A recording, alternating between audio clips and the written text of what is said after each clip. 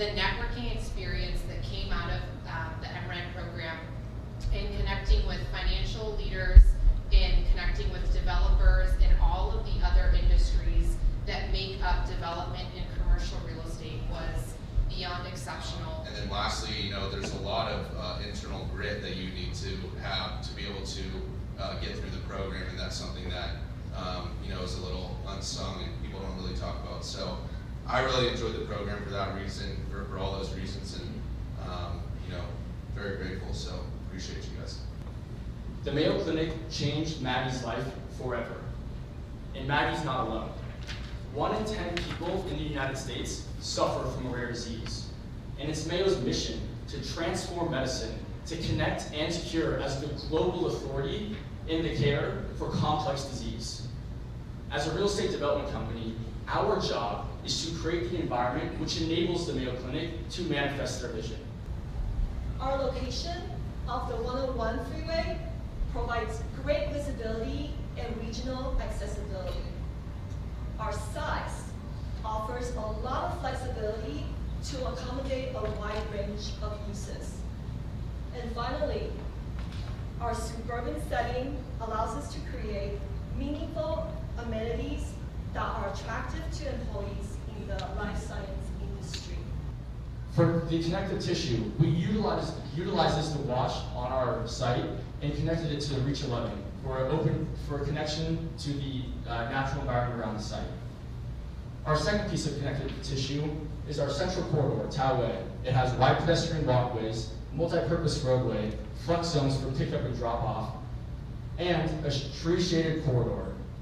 On our Tao Way, our central corridor, you're able to walk, bike, drive, and use our shuttle. We want to incentivize and create a routine of the park once. You park once on site, and in order to use all the amenities on site, you hop on the bus instead of getting back into your car. Here's all of our amenities on one site plan. The Fitwell Center, the open space food area, the family education centers, the wash trails, the central corridor, and the bus loop. Now, there are 2 proxies for lab in Phoenix, which include the Wexford building downtown, which is more of an incubator space, which has access to a concentration of more than 15,000 students downtown. There's also the greatest concentration of life science companies in Phoenix, in this area, and also several hospital networks. The other proxy for lab in Phoenix is the IDEA Tempe campus on the south side of Tempe Town Lake. Now, this is more of an established space with Ben Dickinson, a medical device manufacturer, occupying it, and they chose this site due to the ease of access to the Loop 202 freeway and the ability to get equipment and special delivery trucks in and out, which is a challenge in the downtown. Getting into our phasing, highlighted in the yellow is our phase 1. This is our starting point, and this is our educational hub. We then move to the southeast corner of our property. This is our outpatient and MOB hub. This is furthering Mayo's clinical practice. Just west of this, we have our community hub. Not only will this have intergenerational living, but it will also have assisted living and workforce housing. What you'll see is the LHA fee from each building going to the Leaseholders Association, and then the roll-up of the raw land, or the development price, phase 1, and then the raw land will be split off to Mayo Clinic. The one caveat here that will occur in phase 1 and the subsequent phases is there's a public infrastructure improvement clause currently with the City of Phoenix for their LOI for the development agreement. Up to $40 million can be reimbursed through a construction sales tax and a transaction privilege tax. Our project entity in Mayo Clinic will come to an agreement on the horizontal improvements with provisions that allow Mayo the final approval of architectural design and future tenants.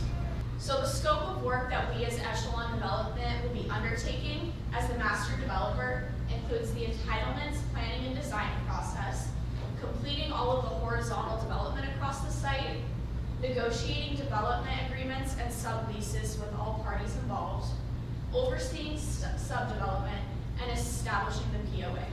So across the entire project, this is our budget.